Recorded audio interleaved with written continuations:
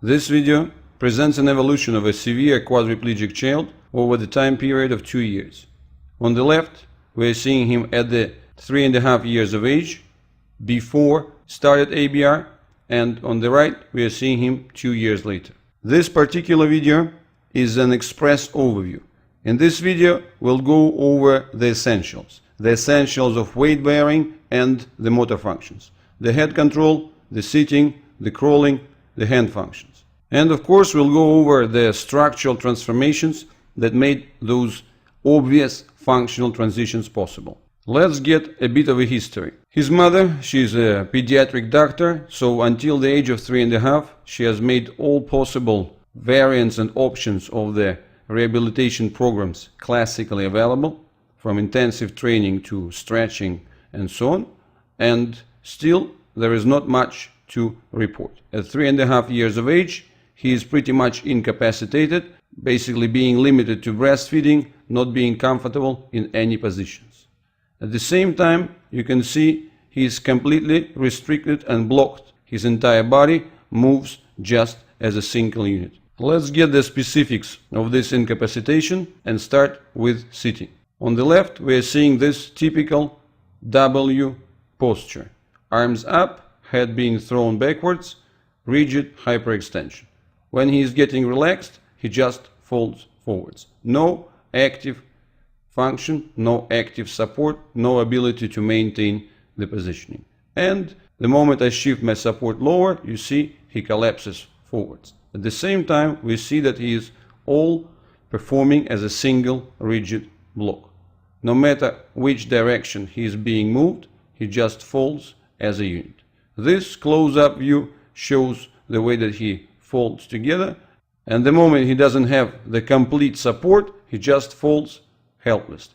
You can see here very clearly, one arm support doesn't help him at all. He folds forwards as a unit without any ability to use his arms for the support or counterbalance. On the right, we're observing a dramatic difference. He is able to move his head selectively. He supports himself clearly and confidently in the tailor sitting position. He is able to get the focus on the object, get the reach, grab it, and throw it at will whilst following it with his gaze all the way down in having this hand-eye coordination. He can reach for the object, get the grab, and you can see this is an edge sitting position, and he requires minimal support by the weaker arm. Please note that on the before picture we're showing the support by the stronger right arm, and it still doesn't help.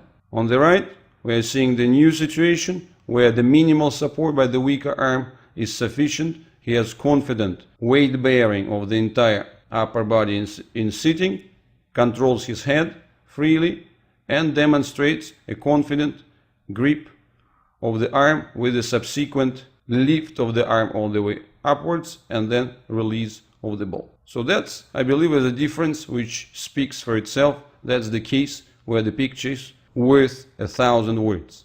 Besides of this obvious change in the sitting position, we'll definitely can observe the changes in the other fundamentals. Next major change in the function and the weight bearing is the position on the stomach, the prone position, and the subsequent ability to use the arms for weight bearing and crawling. What we are seeing in the before pictures, complete incapacitation. When being put on his stomach, his arms are stuck, he is unable to bend his back, his legs are going into the hyperextension, and please note the position of the face. He just cannot even lift his head because it gets, well, pretty much stuck into the ground, stuck into the floor. And here, as he tries to get out of this prone position, you see the arm gets stuck under the body. He lifts the other arm, but to no practical use. On the right, we're observing the new situation where he is actually able to demonstrate the crawling. Please note this. You see that's a selective movement of the arm, ability to lift the head, deliver the movement of the other arm whilst shifting the weight entirely, even on the weaker left one, propel himself forwards and keep moving. Let's have a look at the view from the side.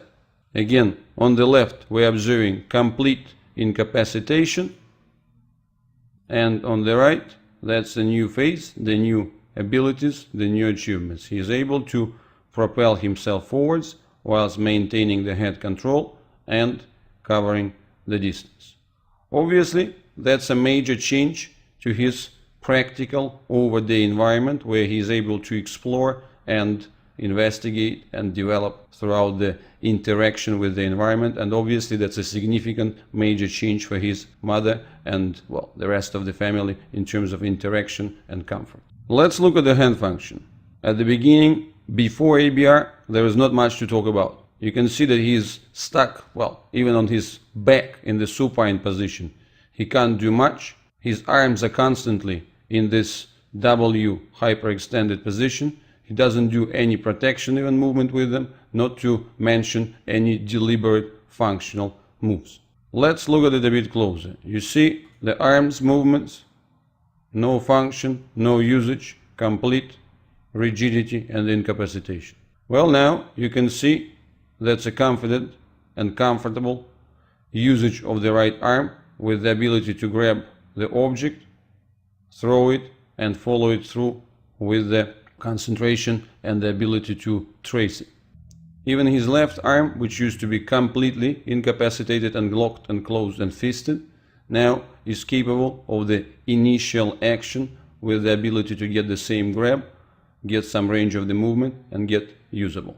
This video is just a brief overview of this particular case. We do not make any far-reaching universal claims or magic bullet statements, although the pictures or the visuals, they speak for themselves, demonstrating a major improvement. However, some skeptic would sort of quick to dismiss this as luck, spontaneous change or whatever, and we don't want to argue. We present ABR cases not just in this format of quick overview, but in two more levels of details where we'll go into the specifics of the development of the sitting hand function with the intervals of a few months, so that you'll be able to see that the development of those significant changes and the evolution of those essential weight bearing and motor functions is the result of a step-by-step change which has been brought by the day in, day out work of a dedicated parent. In his case,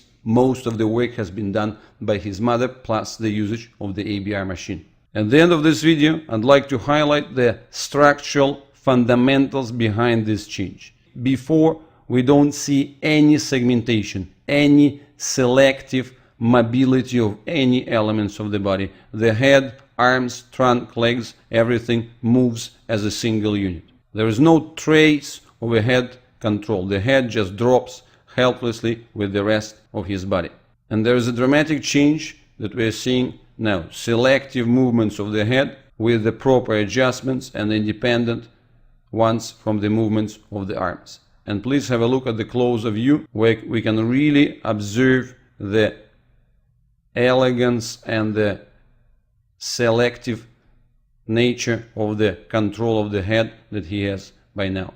At the end of this video, I'd just like to repeat once again, we are not making any far-reaching universal claims. We're just presenting the facts that with the day in, day out work of the parents in the non-forceful, non-invasive ABR way, it is possible to achieve significant progress and improvements in the cases even of the very significantly and seriously affected children with the sort of significant prior history of unsuccessful rehabilitation of the children GMFCS level 5 whose prognosis remains very, very poor under usual circumstances, under the standard ways of rehabilitation that they are being exposed to. And this is exactly the message that I want to deliver through this particular video and through the other ones that are going to follow in the ABR facts.